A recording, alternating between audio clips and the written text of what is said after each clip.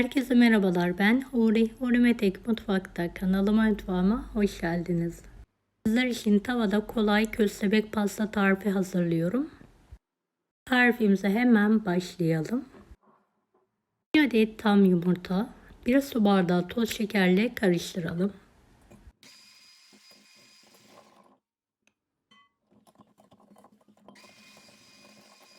1 çay bardağı sıvı yağ, 1 su bardağı süt, 1,5 su bardağı un, 1 paket vanilya, 1 paket kabartma tozu,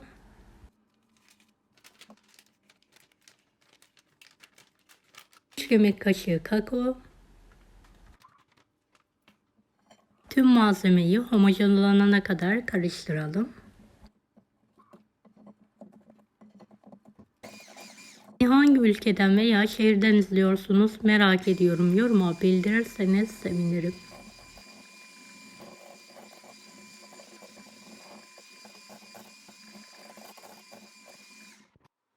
Evet, kek harcımızın kıvamı bu şekilde olmalı. Yağlanmış.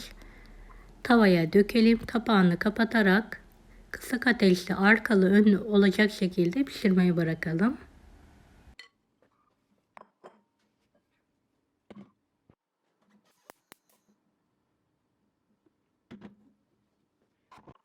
Evet, kekimiz çok güzel bir şekilde pişti. Spatula yardımıyla kenarlarından dikkatli bir şekilde kaldırıyorum.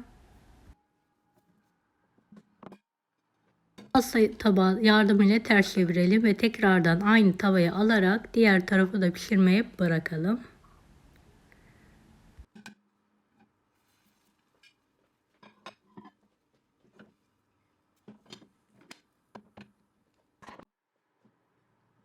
Kekimizi alalım ve soğutmaya bırakalım.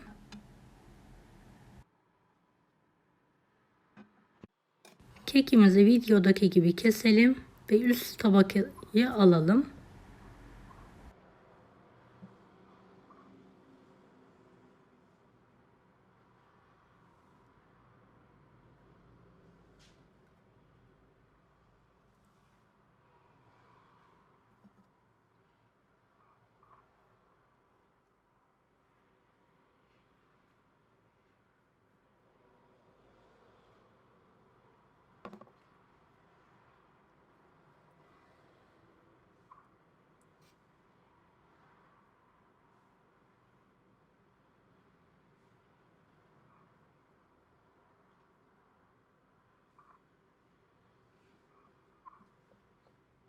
Ayırdığımız kısmı elimizle un haline gelene kadar ovalayalım.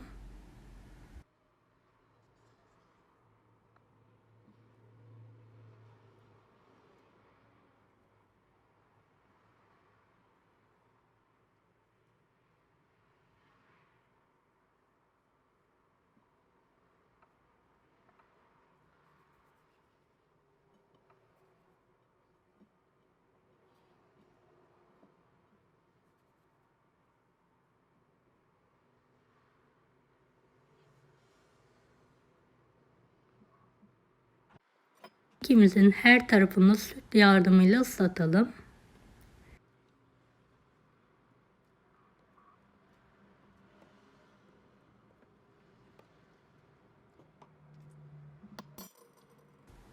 Bir paket pastacı kremasını üzerindeki tarife göre çırptım.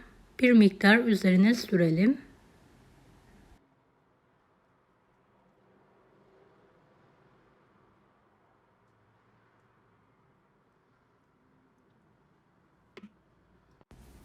Muzları ortadan ikiye keserek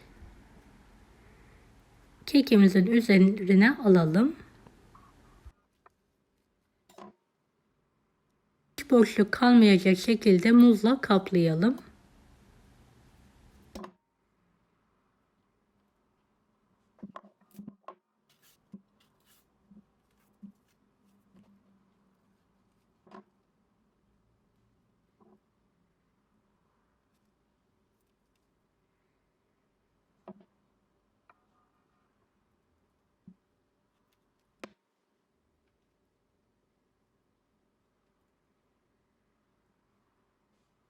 Kremayı üzerine sürelim.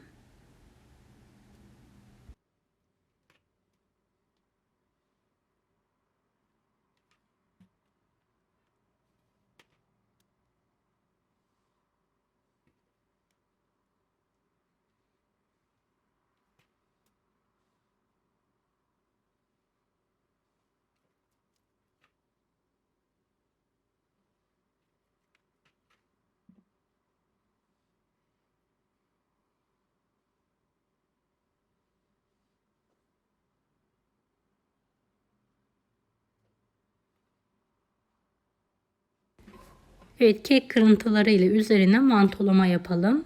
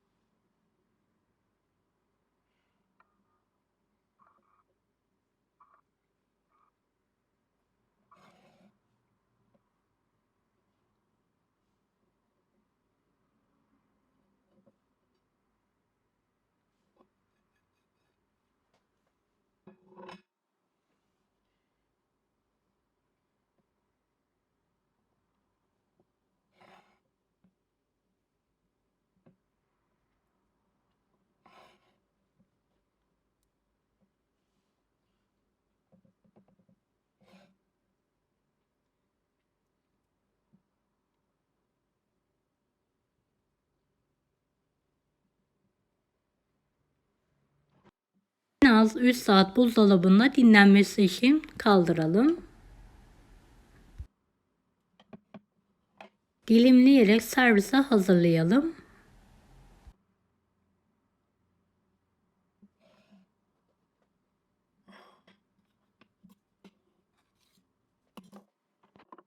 Köstebek pastamız yemeğe ve ikrama hazır.